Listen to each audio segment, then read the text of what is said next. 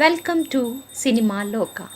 ನಿಮ್ಮ ನೆಚ್ಚಿನ ನಟ ನಟಿಯರ ಬಗ್ಗೆ ಹಾಗೂ ಅವರ ಸಿನಿಮಾ ಬಗ್ಗೆ ಮತ್ತು ಚಿತ್ರರಂಗದ ಆಗು ಹೋಗುಗಳ ಬಗ್ಗೆ ತಿಳಿದುಕೊಳ್ಳಲು ನಮ್ಮ ಚಾನೆಲನ್ನು ಲೈಕ್ ಮಾಡಿ, ಸಬ್ಸ್ಕ್ರೈಬ್ ಮಾಡಿ, ಶೇರ್ ಮಾಡಿ. Thank you. ಸಾಹಸ ಸಿಂಹ ಅಭಿನಯ ಭಾರ್ಗವ ಡಾಕ್ಟರ್ ವಿಷ್ಣುವರ್ಧನ್ ಅವರು 70s ಅಲ್ಲಿ ಬಂದಿರೋ ಸ್ಟಾರ್ಗಳಲ್ಲಿ ಸೌತ್ ಇಂಡಿಯನ್ ಫಿಲ್ಮ್ ಇಂಡಸ್ಟ್ರಿಯ ಮೊದಲನೇ stylish hero Karnataka Ratna doctor Vishnuvardhan ಅವರು.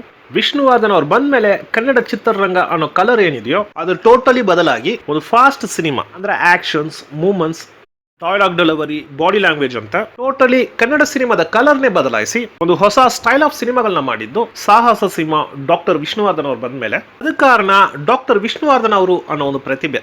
ಆಗಿರೋ ಮಾಡರ್ನ್ ಸಿನಿಮಾಗೆ ಏನೆಲ್ಲ ಬೇಕೋ ಅಂದ್ರೆ ಆಕ್ಷನ್ಸ್ ಆಗಲಿ, ಡಾನ್ಸ್ ಆಗಲಿ, ಡೈಲಾಗ್ ಡೆಲಿವರಿ ಆಗಲಿ, ಬಾಡಿ ಲ್ಯಾಂಗ್ವೇಜ್ ಆಗಲಿ, ಆ ಔಟರ್ ಪರ್ಸನಾಲಿಟಿ ಆಗಲಿ, ಲುಕ್ ಆಗಲಿ, ಸ್ಟೈಲ್ ಆಗಲಿ, ಒಂದು ಕಾಸ್ಟ್ಯೂಮ್ಸ್ ಆಗಿದ್ರೆ ಆ ಕಾಸ್ಟ್ಯೂಮ್ಸ್ ತಕ್ಕಾಗೆ ಪರ್ಸನಾಲಿಟಿ ಇರುವಂತ ವ್ಯಕ್ತಿ ಆಗಲಿ, ಕಂಪ್ಲೀಟ್ ಹೀರೋ ಅಂತ ಏನು ಹೇಳ್ತೀವೋ ಆ ಕಂಪ್ಲೀಟ್ ಹೀರೋ ಮಟೀರಿಯಲ್ ಸಾಹಸ ಸಿಂಹ ಡಾಕ್ಟರ್ ವಿಷ್ಣುವರ್ಧನ್ ಅವರ ಹತ್ರ ಇತ್ತು.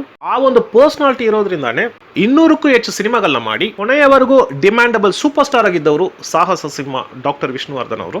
ಅದೇ ತರ ಸೂಪರ್ ಸ್ಟಾರ್ ರಜನಿಕಾಂತ್ ಅವರು 1975 ನಲ್ಲಿ ತಮಿಳ್ ಚಿತ್ರರಂಗಕ್ಕೆ ಎಂಟ್ರಿ ಕೊಟ್ಟು 3 ವರ್ಷದಲ್ಲಿ ದೊಡ್ಡ ಮಟ್ಟಕ್ಕೆ ಬೆಳೆದು ಅತಿ ದೊಡ್ಡ ಫ್ಯಾನ್ ಫಾಲೋವರ್ಸ್ ನ ಸಂಪಾದನೆ ಮಾಡಿ ರಜನಿಕಾಂತ್ ಅವರು ಬರಕ್ ಮುಂಚೆ ಸ್ಟಾರ್ ಆಗಿರೋ ಶಿವಾಜಿ ಗಣೇಶನ್ ಅವರು, ಜಮಿನಿ ಗಣೇಶನ್ ಅವರು, ಜೈಶಂಕರ್ ಅವರು, ರವಿಚಂದ್ರನ್, ಕಮಲ್ ಹಾಸನ್ ಅವರು ಅಂತ ಅವರೆಲ್ಲ ತಮಿಳ್ ಚಿತ್ರರಂಗದಲ್ಲಿ ಒಂದು ದೊಡ್ಡ ಬಿಸ್ನೆಸ್ ಮಾರ್ಕೆಟ್ ನ ಇಟ್ಟಿದ್ರು. ಅವ್ರಿಗಿಂತ ಹೆಚ್ಚಾಗಿ ಸಕ್ಸಸ್ ಸಿನಿಮಾಗಳನ್ನ ಕೊಟ್ಟು ಅವ್ರನ್ನ ಓವರ್ಟೇಕ್ ಮಾಡಿ ನಂತರ ವಿಜಯಕಾಂತ್ ಅವರು, ಸತ್ಯರಾಜ್ ಅವರು, ಪ್ರಭು ಅವರು, ಕಾರ್ತಿಕ್ ಅವರು ಅಂತ ಅವ್ರನ್ನೆಲ್ಲ ದಾಟ್ಕೊಂಡು ಇವತ್ತಿಗೂ ತಮಿಳ್ ಚಿತ್ರರಂಗದಲ್ಲಿ 600 ರಿಂದ 800 ಕೋಟಿ ರೂಪಾಯಿವರೆಗೂ ಬಿಸ್ನೆಸ್ ಇಟ್ಟಿರೋ ಅಂತ ಏಕೈಕ south Indian super star Dada Saheb Phalke ಪ್ರಶಸ್ತಿ ಪಡೆದ ರಜನಿಕಾಂತ್ ಅವರು. ಡಾಕ್ಟರ್ ವಿಷ್ಣುವರ್ಧನ್ ಅವರು ಮತ್ತು ರಜನಿಕಾಂತ್ ಅವರು ಒಂದೇ ಕಥೆನಲ್ಲಿ ಕನ್ನಡದಲ್ಲಿ ವಿಷ್ಣುವರ್ಧನ್ ಅವರು, ತಮಿಳಲ್ಲಿ ರಜನಿಕಾಂತ್ ಅವರು ಮಾಡಿರುವಂತಹ ಸಿನಿಮಾಗಳು ಒಂದು 4 ರಿಂದ 5 ಸಿನಿಮಾಗಳು ಇರುತ್ತೆ. ಕನ್ನಡದಲ್ಲಿ ವಿಷ್ಣುವರ್ಧನ್ ಅವರು ಮಾಡಿರೋ ನೀ ಬರದ ಕಾದಂಬರಿ, ತಮಿಳಲ್ಲಿ ರಜನಿಕಾಂತ್ ಅವರು ನಾನ್ ಅಡಿಮೆ ಇಲ್ಲ ಅನ್ನೋ ಸಿನಿಮಾ ಮಾಡ್ತಾರೆ. ದೇವ ಅಂತ ವಿಷ್ಣುವರ್ಧನ್ ಅವರು ಮಾಡಿರೋ ಸಿನಿಮಾ, ಧರ್ಮದುರೈ ಅಂತ ರಜನಿಕಾಂತ್ ಅವರು ಮಾಡಿರ್ತಾರೆ. ಭಾಷಾ ಅಂತ ರಜನಿಕಾಂತ್ ಅವರು ಮಾಡಿರೋ ಸಿನಿಮಾ, ಕೋಟಿಗೊಬ್ಬ ಅಂತ ವಿಷ್ಣುವರ್ಧನ್ ಅವರು ಮಾಡಿರ್ತಾರೆ. ಆಪ್ತ ಮಿತ್ರ ಅಂತ ವಿಷ್ಣುವರ್ಧನ್ ಅವರು ಮಾಡಿರೋ ಸಿನಿಮಾ, ಚಂದ್ರಮುಖಿ ಅಂತ ರಜನಿಕಾಂತ್ ಅವರು ಮಾಡಿರ್ತಾರೆ. ಅದೇ ತರ ರಜನಿಕಾಂತ್ ಅವರು ಮಾಡಿರೋ ನಲ್ಲವನ್ಕ ನಲ್ಲವನ್ ಸಿನಿಮಾ, ಜೀವನ ಚಕ್ರ ಅಂತ ವಿಷ್ಣುವರ್ಧನ್ ಅವರು ಮಾಡಿರ್ತಾರೆ. ಇವರಿಬ್ರು ಮಾಡಿರೋ ಎಲ್ಲಾ ಸಿನಿಮಾನು ಬ್ಲಾಕ್ ಬಸ್ಟರ್ ಸಿನಿಮಾಗಳೇ. ಅದರಲ್ಲಿ ಕನ್ನಡದಲ್ಲಿ ನೀ ಬರದ ಕಾದಂಬರಿ ದೊಡ್ಡ ಬ್ಲಾಕ್ ಬಸ್ಟರ್ ಸಿನಿಮಾ ಆಗಿತ್ತು. ಆದ್ರೆ ರಜನಿಕಾಂತ್ ಅವರು ಮಾಡಿರೋ ನಾನ್ ಅಡಿಮೆ ಇಲ್ಲ ಅನ್ನೋ ಸಿನಿಮಾ ಆವರೇಜ್ ಸಿನಿಮಾ ಆಗಿತ್ತು. ಆ ಒಂದು ಸಿನಿಮಾ ಬಿಟ್ಟು ಬಾಕಿ ಎಲ್ಲಾ ಸಿನಿಮಾನು ಬ್ಲಾಕ್ ಬಸ್ಟರ್ ಸಿನಿಮಾಗಳೇ. ವಿಷ್ಣುವರ್ಧನ್ ಅವರು ಮತ್ತು ರಜನಿಕಾಂತ್ ಅವರ ನೀ ಬರದ ಕಾದಂಬರಿ, ದೇವ, ಕೋಟಿಗೊಬ್ಬ ಈ ಸಿನಿಮಾಗಳ ಬಗ್ಗೆ ಆಲ್ರೆಡಿ ನಾವು ಮಾತಾಡಿದೀವಿ. ಆ ಲಿಸ್ಟ್ ಅಲ್ಲಿ ಇವತ್ತು ನಾವು ಮಾತಾಡಕ್ ಬಂದಿರೋದು ರಜನಿಕಾಂತ್ ಅವರು ಮಾಡಿರೋ ನಲ್ಲವನ್ಕ ನಲ್ಲವನ್ ಸಿನಿಮಾನ. ಕನ್ನಡದಲ್ಲಿ ವಿಷ್ಣುವರ್ಧನ್ ಅವರು ಜೀವನ ಚಕ್ರ ಅನ್ನೋ ಸಿನಿಮಾನ ಮಾಡ್ತಾರೆ. ಈ ಸಿನಿಮಾ ಆಗಿದೆಗೆ ಕನ್ನಡದಲ್ಲಿ ಎಷ್ಟು ದೊಡ್ಡ ಸಕ್ಸಸ್ಫುಲ್ ಸಿನಿಮಾ ಆಯ್ತು, ರಜನಿಕಾಂತ್ ಅವರು ಮತ್ತು ವಿಷ್ಣುವರ್ಧನ್ ಅವರ ಪರ್ಫಾರ್ಮೆನ್ಸ್ ಯಾವ ತರ ಇತ್ತು. ಇವರು ಎಕ್ಸ್ಪೀರಿಯನ್ಸ್ಡ್ ಡೈರೆಕ್ಟರ್ಸ್. ತಮಿಳ್ಗೆ SP ಮುತ್ತುರಾಮನ್ ಅವರು, ಕನ್ನಡಕ್ಕೆ HR ಭಾರ್ಗವ ಅವರು. ಇವರ ಇನ್ಪುಟ್ಸ್ ಯಾವ ತರ ಸಿನಿಮಾಗೆ ವರ್ಕೌಟ್ ಆಗಿದೆ, ಥಿಯೇಟರ್ಗಳಲ್ಲಿ ಎಷ್ಟು ದಿನ ಓಡ್ತು, ಆ ಸಿನಿಮಾದ ಕಲೆಕ್ಷನ್ ಏನು, ಇದಷ್ಟು ಸ್ವಲ್ಪ ಡೀಟೇಲ್ ಆಗಿ ನೋಡೋಣ ಬನ್ನಿ. 1983 ನಲ್ಲಿ ಕೃಷ್ಣಂರಾಜು ಅವರು ಆಕ್ಟ್ ಮಾಡಿ ಭಾಸ್ಕರ ರಾವ್ ಅವರು ಡೈರೆಕ್ಟ್ ಮಾಡಿರೋ ಧರ್ಮಾತ್ಮ ಸಿನಿಮಾ ತೆಲುಗುನಲ್ಲಿ 100 ಡೇಸ್ ಸಿನಿಮಾ ಆಗುತ್ತೆ. ಈ ಸಿನಿಮಾದ ತಮಿಳ್ ಡಬ್ಬಿಂಗ್ ರೈಟ್ಸ್ ನ AVM ಪ್ರೊಡಕ್ಷನ್ ಅವರು ತಗೊಂಡಿರ್ತಾರೆ. ಅದರಲ್ಲಿ ಶಿವಾಜಿ ಗಣೇಶನ್ ಅವ್ರನ್ನ ಆಕ್ಟ್ ಮಾಡಿಸಬೇಕು ಅನ್ನೋ ಒಂದು ಇಂಟೆನ್ಷನ್ ಇರುತ್ತೆ. ನಂತರ ಅದು ರಜನಿಕಾಂತ್ ಅವ್ರು ಮಾಡಬೇಕು ಅನ್ನುವಾಗ AVM ಪ್ರೊಡಕ್ಷನ್ ಕಂಪನಿಯ ಡೈರೆಕ್ಟರ್ ಅಂತ ಅನಿಸ್ಕೊಂಡಿರೋ SP ಮುತ್ತುರಾಮನ್ ಅವ್ರನ್ನ ಆ ಸಿನಿಮಾನ ಡೈರೆಕ್ಟ್ ಮಾಡಕ್ ಹೇಳ್ತಾರೆ. ಅದಕ್ಕೆ ಮುಂಚೆ ರಜನಿಕಾಂತ್ ಅವ್ರ ಹತ್ರ ಆ ಸಿನಿಮಾದ ಕತೆ ಹೇಳಕ್ ಹೇಳಿರ್ತಾರೆ. SP ಮುತ್ತುರಾಮನ್ ಅವರು ರಜನಿಕಾಂತ್ ಅವ್ರ ಹತ್ರ ಕತೆ ಹೇಳಿ ಅವ್ರನ್ನ ಒಪ್ಸಿ ರಜನಿಕಾಂತ್ ಅವರ ಇಮೇಜ್ ತಕ್ಕ ಹಾಗೆ ಕೆಲವು ಇನ್ಪುಟ್ಸ್ ಎಲ್ಲ ಹಾಕಿ ಕಂಪ್ಲೀಟ್ ರಜನಿ ಸಿನಿಮಾ ಮಾಡ್ತಾರೆ. 22 ಅಕ್ಟೋಬರ್ 1984 ಅಲ್ಲಿ ಸೂಪರ್ ಸ್ಟಾರ್ ರಜನಿಕಾಂತ್ ಅವರು ಆಕ್ಟ್ ಮಾಡಿ SP ಮುತ್ತುರಾಮನ್ ಅವರು ಡೈರೆಕ್ಟ್ ಮಾಡಿ AVM ಪ್ರೊಡಕ್ಷನ್ ಅವರು ಪ್ರೊಡ್ಯೂಸ್ ಮಾಡಿರೋ ನಲ್ಲವನ್ ನಲ್ಲವನ್ ಅನ್ನೋ ಸಿನಿಮಾ ರಿಲೀಸ್ ಆಗುತ್ತೆ. ದೊಡ್ಡ ಸಕ್ಸಸ್ಫುಲ್ ಸಿನಿಮಾ ಆಗುತ್ತೆ. ರಜನಿಕಾಂತ್ ಅವರ ಫಿಲ್ಮ್ ಕೆರಿಯರ್ ಅಲ್ಲೇ ಅದುವರೆಗೂ ಅವರು ಮಾಡಿರೋ ಸಿನಿಮಾಗಳಲ್ಲೇ ನಲ್ಲವನ್ ನಲ್ಲವನ್ ಅನ್ನೋ ಸಿನಿಮಾ ದೊಡ್ಡ ಮಟ್ಟಕ್ಕೆ ಫ್ಯಾಮಿಲಿ ಆಡಿಯನ್ಸ್ ನ ರಜನಿಕಾಂತ್ ಅವ್ರ ಸಿನಿಮಾಗಳನ್ನ ನೋಡಕ್ಕೆ ಕಾರಣವಾಗಿರುತ್ತೆ. ಅದುವರೆಗೂ ಯಂಗಸ್ಟರ್ಸ್ ನೇ ಕವರ್ ಮಾಡಿರುವಂತ ರಜನಿಕಾಂತ್ ಅವರು ಫ್ಯಾಮಿಲಿ ಆಡಿಯನ್ಸ್ ನ ಅಟ್ರಾಕ್ಟ್ ಮಾಡುವಂತ ಸಿನಿಮಾ ನಲ್ಲವನ್ ನಲ್ಲವನ್ ಸಿನಿಮಾ ಆಗಿರುತ್ತೆ. ಈ ಸಿನಿಮಾನಲ್ಲಿ ಆಕ್ಟ್ ಮಾಡಿರೋ ಎಲ್ಲರೂ ಅವರವರ ಪಾತ್ರಗಳನ್ನ ಅಷ್ಟು ಅದ್ಭುತವಾಗಿ ಮಾಡಿದ್ದಾರೆ. ಅದರಲ್ಲೂ ರಾಧಿಕಾ ಅವರು ಫಿಲಂ ಹೀರೋಯಿನ್ ಆಗಿ, ರಜನಿ ಅವರು ಹೆಂಡತಿಯಾಗಿ ರಾಧಿಕಾ ಅವರು ಮಾಡಿರ್ತಾರೆ. ಎಕ್ಸ್ಟ್ರಾರ್ಡಿನರಿ ಪರ್ಫಾರ್ಮೆನ್ಸ್ ಅನ್ಬೋದು. ರಾಧಿಕಾ ಅವರು ಮಾಡಿರೋ ಉಮಾ ಅನ್ನೋ ಪಾತ್ರ ಇಲ್ಲ ಅಂದ್ರೆ ರಜನಿಕಾಂತ್ ಅವರ ಮಾನಿಕಮ್ ಅನ್ನೋ ಪಾತ್ರ ಅಷ್ಟು ಇಂಪ್ಯಾಕ್ಟ್ ಕೊಡ್ತಾ ಇರಲಿಲ್ಲ. ಆ ತರ ಒಂದು ಇಂಪಾರ್ಟೆಂಟ್ ಕ್ಯಾರೆಕ್ಟರ್ ಅಲ್ಲಿ ರಾಧಿಕಾ ಅವರು ಸೂಪರ್ ಆಗಿ ಮಾಡಿರ್ತಾರೆ. என் பணத்தை பார்த்து கூட நீ அம்மான்னு ஆளக்கூடாது.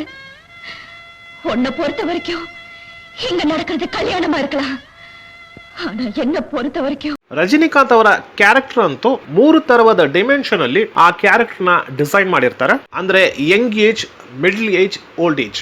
ಈ 3 ಡಿಫರೆಂಟ್ ಡೈಮೆನ್ಷನ್ ಅಲ್ಲಿ ರಜನಿಕಾಂತ್ ಅವರ ಪಾತ್ರನ ಡಿಸೈನ್ ಮಾಡಿ ಅದಕ್ಕೆ ತಕ್ಕಾದ ಕಾಸ್ಟ್ಯೂಮ್ಸ್ ಮತ್ತು ಬಾಡಿ ಲ್ಯಾಂಗ್ವೇಜ್ ಮೂಲಕ ರಜನಿಕಾಂತ್ ಅವರು ಅದ್ಭುತವಾದ ಪರ್ಫಾರ್ಮೆನ್ಸ್ ಕೊಟ್ಟಿರ್ತಾರೆ. ಅದರಲ್ಲೂ ಮಗಳಿಗೆ ಮತ್ತು ರಜನಿಕಾಂತ್ ಅವರಿಗೆ ಒಂದು ಆರ್ಗ್ಯುಮೆಂಟ್ ಇರುತ್ತೆ. ಅದುವರೆಗೂ ಜೋವಿಲ್ ಆಗಿ ಮಗಳ ಜೊತೆ ಜಾಲಿ ಆಗಿರುವಂತಹ ರಜನಿಕಾಂತ್ ಅವರು ಕೋಪದ ಎಕ್ಸ್ಪ್ರೆಷನ್ಸ್ ಮೂಲಕ ಮಗಳಿಗೆ ವಾರ್ನಿಂಗ್ ಮಾಡುವಂತ ಒಂದು ಸೀನ್ ಇರುತ್ತೆ.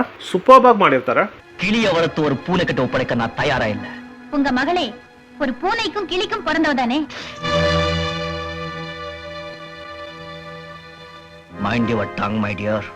ಅದೇ ತರ ರಾಧಿಕಾ ಅವ್ರ ಜೊತೆ ಬರೋ ಸೀನ್ ಆಗಲಿ, ವಿಲನ್ ಹತ್ರ ಹೋಗುವಾಗ ರಜನಿ ಅವ್ರದ್ದು ಒಂದು ಯೂನಿಕ್ ವಾಕಿಂಗ್ ಸ್ಟೈಲ್ ಇರುತ್ತೆ, ನೋಡಕ್ಕೆ ಸಕ್ಕದಾಗಿರುತ್ತೆ. ಈ ತರ ಎಲ್ಲೆಲ್ಲಾ ಸ್ಕೋರ್ ಮಾಡಬೇಕು ಅಲ್ಲೆಲ್ಲ ಸ್ಕೋರ್ ಮಾಡಿ ರಜನಿಕಾಂತ್ ಅವ್ರ ಫ್ಯಾನ್ಸ್ ಮಾತ್ರ ಅಲ್ಲ, ಜನರಲ್ ಆಡಿಯನ್ಸ್ ನ ಕೂಡ ಎಂಗೇಜ್ ಆಗಿ ಇಟ್ಟಿರುವಂತ ಸಿನಿಮಾನೇ ನಲ್ಲವನ್ ನಲ್ಲವನ್ ಅನ್ನೋ ಸಿನಿಮಾ. ಈ ಸಿನಿಮಾ ರಿಲೀಸ್ ಆಗಿರೋ ಸುಮಾರು ಥಿಯೇಟರ್ಗಳಲ್ಲಿ 100 ಡೇಸ್ ಕಂಪ್ಲೀಟ್ ಮಾಡುತ್ತೆ. ಇನ್ನು ಕೆಲವು ಥಿಯೇಟರ್ಗಳಲ್ಲಿ 150 ಡೇಸ್ ಕಂಪ್ಲೀಟ್ ಮಾಡಿದ್ರೆ, ಇನ್ನು ಕೆಲವು ಥಿಯೇಟರ್ಗಳಲ್ಲಿ 175 ಡೇಸ್ ಕಂಪ್ಲೀಟ್ ಮಾಡಿದ್ರೆ, ಇನ್ನು ಕೆಲವು ಥಿಯೇಟರ್ಗಳಲ್ಲಿ 229 ಡೇಸ್ ಕಂಪ್ಲೀಟ್ ಮಾಡುತ್ತೆ. AVM ಪ್ರೊಡಕ್ಷನ್ಗೆ ದೊಡ್ಡ ಮಟ್ಟಿಗೆ ಲಾಭ ಕೊಟ್ಟಿರುವಂತ ಸಿನಿಮಾ ಆಗುತ್ತೆ. ಆ ವರ್ಷದಲ್ಲಿ ರಜನಿಕಾಂತ್ ಅವರಿಗೆ ಫಿಲ್ಮ್ ಫೇರ್ ಅವಾರ್ಡ್ ಇಂದ ಬೆಸ್ಟ್ ಆಕ್ಟರ್ ಅವಾರ್ಡ್ ಕೊಡ್ತಾರೆ. ಡೈರೆಕ್ಟರ್ HR ಭಾರ್ಗವ್ ಅವರು, ಡಾಕ್ಟರ್ ರಾಜ್ಕುಮಾರ್ ಅವರು, ಡಾಕ್ಟರ್ ವಿಷ್ಣುವರ್ಧನ್ ಅವರು, ಡಾಕ್ಟರ್ ಅಂಬರೀಶ್ ಅವರು, ಶಂಕರ್ ನಾಗ್ ಅವರು, ಟೈಗರ್ ಪ್ರಭಾಕರ್ ಅವರು, ಅನಂತ್ ನಾಗ್ ಅವರು ಅಂತ ದೊಡ್ಡ ದೊಡ್ಡ ಆಕ್ಟರ್ಗಳನ್ನ ಇಟ್ಕೊಂಡು ಬ್ಲಾಕ್ ಬಾಸ್ಟರ್ ಸಿನಿಮಾಗಳನ್ನ ಕೊಟ್ಟವರು. ಅವರು ಮೊದಲನೇ ಬಾರಿಗೆ ಒಂದು ಪ್ರೊಡಕ್ಷನ್ ಕಂಪನಿ ಓಪನ್ ಮಾಡ್ತಾರೆ. ಆ ಪ್ರೊಡಕ್ಷನ್ ಅಲ್ಲಿ ಫೇಮಸ್ ಸಿನಿಮಾಟೋಗ್ರಾಫರ್ ಆದ DV ರಾಜಾರಾಮ್ ಅವರು ಪಾರ್ಟ್ನರ್ ಆಗಿರ್ತಾರೆ. ಇವರಿಬ್ರು ಸೇರಿ ಟೈಗರ್ ಪ್ರಭಾಕರ್ ಇಟ್ಟು ಪ್ರೀತಿ ವಾತ್ಸಲ್ಯ ಅನ್ನೋ ಒಂದು ಫಿಲ್ಮ್ ನ ಡೈರೆಕ್ಟ್ ಮಾಡ್ತಾರೆ. ಆ ಸಿನಿಮಾ ಸಕ್ಸಸ್ಫುಲ್ ಸಿನಿಮಾ ಆಗುತ್ತೆ. ಭಾರ್ಗವ್ ಅವರು ಪ್ರೊಡ್ಯೂಸ್ ಮಾಡ್ತಾ ಇದ್ದಾರೆ ಅಂತ ವಿಷ್ಣುವರ್ಧನ್ ಅವ್ರಿಗೆ ಗೊತ್ತಾದ ಮೇಲೆ ವಿಷ್ಣುವರ್ಧನ್ ಅವರು ಭಾರ್ಗವ್ ಅವ್ರಿಗೆ ಒಂದು ಕಾಲ್ ಶೀಟ್ ಕೊಡ್ತಾರೆ.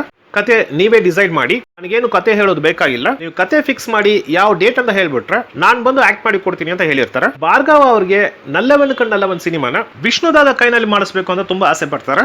AVM ಪ್ರೊಡಕ್ಷನ್ ಹೋಗಿ ನಲ್ಲವನ್ ನಲ್ಲವನ್ ಸಿನಿಮಾದ ಕನ್ನಡ ರೈಟ್ಸ್ ನ ಕೇಳ್ತಾರೆ. ಅವರು ರೈಟ್ಸ್ ನ ಕೊಡಲ್ಲ ಅಂತಾರೆ. ಅವ್ರು ಏನ್ ಹೇಳ್ತಾರೆ ಅಂದ್ರೆ, ಕನ್ನಡದಲ್ಲೂ ನಾವೇ ಮಾಡ್ತೀವಿ, ಆದ್ರಿಂದ ಈ ರೈಟ್ಸ್ ನಾವು ಕೊಡಲ್ಲ ಅಂತ ಹೇಳ್ತಾರೆ. ನಂತರ ಒಂದಷ್ಟು ತಿಂಗಳು ಬಿಟ್ಟು ಭಾರ್ಗವ್ ಅವ್ರಿಗೆ ಗೊತ್ತಾಗುತ್ತೆ ನಲ್ಲವನ್ ನಲ್ಲವನ್ ಸಿನಿಮಾದ ಮೂಲ ಕತೆ ಕೃಷ್ಣಂ ರಾಜು ಅವ್ರು ಆಕ್ಟ್ ಮಾಡಿರೋ ಧರ್ಮಾತ್ಮ ಅನ್ನೋ ಸಿನಿಮಾದು ಅಂತ. ಧರ್ಮಾತ್ಮ ಪ್ರೊಡ್ಯೂಸರ್ ಹತ್ರ ಹೋಗಿ ಕನ್ನಡ ರೈಟ್ಸ್ ನ ತಗೊಂಡು ವಿಷ್ಣುವರ್ಧನ್ ಅವ್ರ ಬಾಡಿ ಲ್ಯಾಂಗ್ವೇಜ್ ತಕ್ಕಂತೆ ಸೀನ್ಸ್ ಗಳನ್ನ ಡಿಸೈನ್ ಮಾಡಿ ಶ್ರೀ ಉದಯ್ ಶಂಕರ್ ಅವ್ರ ಹತ್ರ ಡೈಲಾಗ್ಸ್ ಬರೆದು ಆ ಸಿನಿಮಾಗೆ ಬೇಕಾಗಿರುವಂತ ಸಪೋರ್ಟಿಂಗ್ ಕ್ಯಾರೆಕ್ಟರ್ಸ್ ಏನಿದೆಯೋ, ತಮಿಳಲ್ಲಿ ಕಾರ್ತಿಕ್ ಮಾಡಿರುವಂತ ಕ್ಯಾರೆಕ್ಟರ್ ಅಲ್ಲಿ ವಿಜಯ್ ಕಾಶಿ ಅವ್ರನ್ನ ಬುಕ್ ಮಾಡ್ತಾರೆ. ರಜನಿ ಅವ್ರ ಫ್ರೆಂಡ್ ಆಗಿ ರಜನಿ ಜೊತೆನೇ ಇರುವಂತ YG ಮಹೇಂದ್ರನ್ ಅವ್ರು ಮಾಡಿರುವಂತ ಕ್ಯಾರೆಕ್ಟರ್ ಅಲ್ಲಿ ರಮೇಶ್ ಭಟ್ರು ಮಾಡಿರ್ತಾರೆ. ಸೆಕ್ಯೂರಿಟಿ ಆಫೀಸರ್ ಸುಂದರರಾಜ್ ಅವ್ರು ಮಾಡಿರೋ ಕ್ಯಾರೆಕ್ಟರ್ ಅಲ್ಲಿ CR ಸಿಂಹ ಅವ್ರು ಮಾಡಿರ್ತಾರೆ. ಈ ತರ ಆ ಸಿನಿಮಾಗೆ ಬೇಕಾಗಿರೋ ಎಲ್ಲಾ ಕ್ಯಾರೆಕ್ಟರ್ಸ್ ಗಳನ್ನು ಹೈಯರ್ ಮಾಡ್ತಾರೆ. ಮೈನ್ ಆಗಿ ತಮಿಳಲ್ಲಿ ರಾಧಿಕಾ ಅವ್ರು ಮಾಡಿರೋ ಕ್ಯಾರೆಕ್ಟರ್ ನ ಕನ್ನಡದಲ್ಲೂ ರಾಧಿಕಾ ಅವ್ರ ಕಣ್ಣಲ್ಲೇ ಮಾಡಿಸ್ತಾರೆ. ರಾಧಿಕಾ ಅವರು ಕನ್ನಡದಲ್ಲೂ ತುಂಬಾ ಅದ್ಭುತವಾಗಿ ಮಾಡಿರ್ತಾರೆ.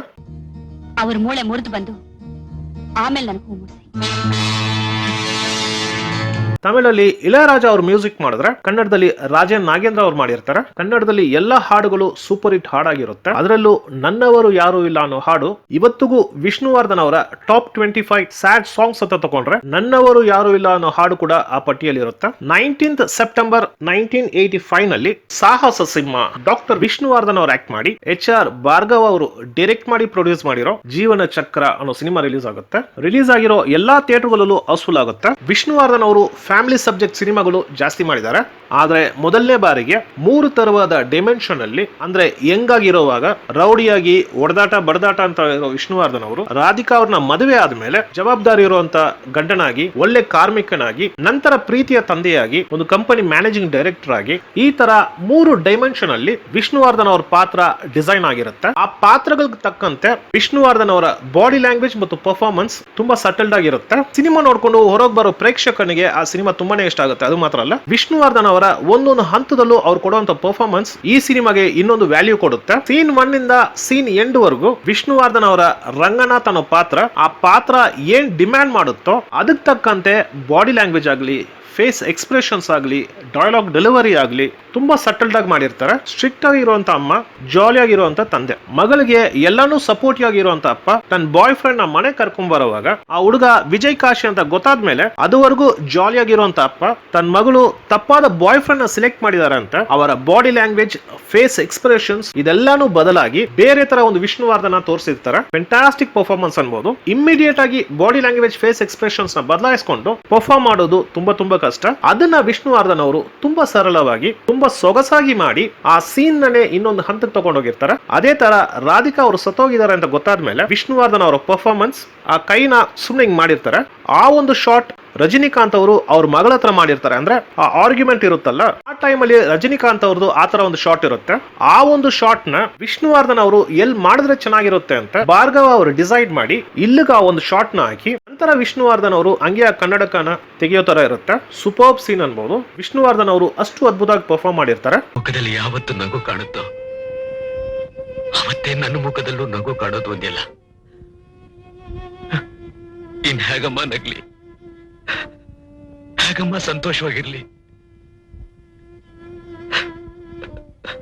ಕ್ಲೈಮ್ಯಾಕ್ಸ್ ಅಲ್ಲಿ ರಜನಿಕಾಂತ್ ಅವರು ಆಸ್ತಿನೆಲ್ಲ ಕಾರ್ತಿಕ್ ಅವ್ರ ಹತ್ರ ಕೊಟ್ಟ ಮೇಲೆ ಜೊತೆಗೆ ಇರೋಂತವ್ರು ಆ ಆಸ್ತಿನೆಲ್ಲ ತನ್ನ ಹೆಸರಿಗೆ ಬರ್ಕೊಡೋ ತರ ಫೋರ್ಸ್ ಮಾಡ್ತಾ ಇರ್ತಾರೆ. ಆವಾಗ ಅವ್ರ ಮಗಳು ಬಂದು ರಜನಿಕಾಂತ್ ಅವ್ರ ಹತ್ರ ಹೇಳಿದ ಮೇಲೆ ರಜನಿಕಾಂತ್ ಅವ್ರು ಹೋಗಿ ಅವ್ರನ್ನೆಲ್ಲ ಹೊಡೆದು ನಂತರ ಕಾರ್ತಿಕ್ ಅವ್ರ ಫ್ಯಾಮಿಲಿ ರಜನಿಕಾಂತ್ ಅವ್ರ ಹತ್ರ ಕ್ಷಮೆ ಕೇಳಿ ಒಂದು ಹ್ಯಾಪಿ ಎಂಡಿಂಗ್ ಅಂತ ಮಾಡಿರ್ತಾರೆ. ಆದ್ರೆ ಜೀವನ ಚಕ್ರನಲ್ಲಿ ವಿಷ್ಣುವರ್ಧನ್ ಅವರು ಅವ್ರ ಆಸ್ತಿನೆಲ್ಲ ವಿಜಯ್ ಕಾಶಿ ಅವ್ರ ಹತ್ರ ಕೊಟ್ಟ ಮೇಲೆ ಅವ್ರ ಮಗಳು ನಿಮ್ಗೆ ಅಂತ ಏನು ತಗೊಂಡಿಲ್ವಾ ಅನ್ನೋವಾಗ ರಾಧಿಕಾ ಅವ್ರ ಫೋಟೋನ ಮಾತ್ರ ತಗೊಂಡು ಅವ್ರು ನಡ್ಕೊಂಡು ಹೋಗ್ತಾ ಇರುವಾಗ ಅಲ್ಲಿಗೆ ಎಂಡ್ ಕೊಟ್ಟಿರ್ತಾರೆ. ಟೈಮ್ ಅಲ್ಲಿ ನಮಗೆಲ್ಲ ಫೀಲ್ ಆಗಿದ್ದು ವಿಷ್ಣುವರ್ಧನ್ ಅವ್ರಿಗೂ ಈ ತರನೇ ಕ್ಲೈಮ್ಯಾಕ್ಸ್ ಕೊಟ್ಟು ಫೈಟ್ ಎಲ್ಲ ಇಟ್ಟಿದ್ರೆ ತುಂಬಾ ಚೆನ್ನಾಗಿತ್ತು ಅಂತಾನೆ ಅನಿಸ್ತಾ ಇತ್ತು. ಅದು ಒಂದು ಏಜ್ ನಮ್ದು. ಆದ್ರೆ ನಮಗೆ ಒಂದು 18-20 ವಯಸ್ಸು ಆಗುವಾಗ 2000 ಪೀರಿಯಡ್ ಅಲ್ಲಿ ಮತ್ತೆ ಜೀವನ ಚಕ್ರ ಸಿನಿಮಾನ ಟಿವಿನಲ್ಲಿ ನೋಡುವಾಗ ಎಂತ ಅದ್ಭುತವಾದ ಕ್ಲೈಮ್ಯಾಕ್ಸ್ ಅನ್ನಿಸ್ತು. ಸಿನಿಮಾ ರಿಲೀಸ್ ಆಗಿರೋ ಸುಮಾರು ಥಿಯೇಟರ್ಗಳಲ್ಲಿ 50 ಡೇಸ್ ಕಂಪ್ಲೀಟ್ ಮಾಡುತ್ತೆ. ಇನ್ನು ಕೆಲವು ಥಿಯೇಟರ್ಗಳಲ್ಲಿ 75 ಡೇಸ್ ಕಂಪ್ಲೀಟ್ ಮಾಡಿದ್ರೆ, ಇನ್ನು ಕೆಲವು ಥಿಯೇಟರ್ಗಳಲ್ಲಿ 150 ಡೇಸ್ ಕಂಪ್ಲೀಟ್ ಮಾಡುತ್ತೆ. ವಿಷ್ಣುವರ್ಧನ್ ಅವರು ಮತ್ತು ಭಾರ್ಗವ ಅವರ ಕಾಂಬೋನಲ್ಲಿ ಟಾಪ್ 5 ಫಿಲಂ ಅಂದ್ರೆ ಅದರಲ್ಲಿ ಜೀವನ ಚಕ್ರ ಸಿನಿಮಾನು ಒಂದಾಗಿರುತ್ತೆ. ಓಕೆ ಸ್ನೇಹಿತರೆ, ನೆಕ್ಸ್ಟ್ ಟೈಮ್ ಬೇರೆ ಒಂದು ಸಿನಿಮಾ ಜೊತೆ ಬರ್ತೀನಿ. ಅದುವರೆಗೂ ಥ್ಯಾಂಕ್ ಯು, ಬೈ.